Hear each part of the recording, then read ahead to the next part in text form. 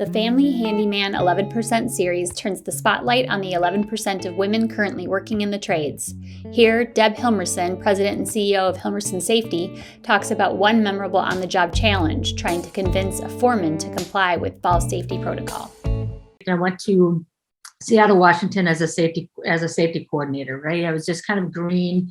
I didn't totally know everything, but I was a hard, I held people accountable, and fall protection has always been my specialty because it is the number one cause of fatalities in construction, falls. And so I had one of my lead foremen up on, we call it a gang wall, which is he's up maybe 15 feet in the air, and he's supposed to be tied up.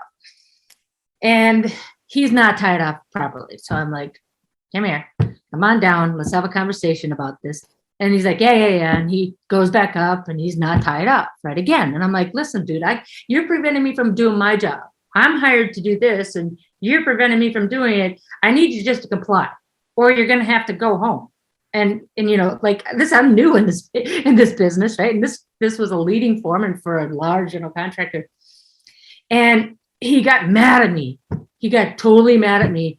And I went, which probably couldn't do this anymore, but I called his wife. And, again, being like one of the only women on the job site, and I wanted him to comply, but I don't want to fire him because I had the authority to remove him from the project. I just wanted him to tie off. I wanted him to be safe. I didn't want him to go splat on my dime, right? And he had a wife and he had kids. So I called his wife and he's like so mad at me. He's like, it's bad enough having you on my case. Now I got my wife on my case.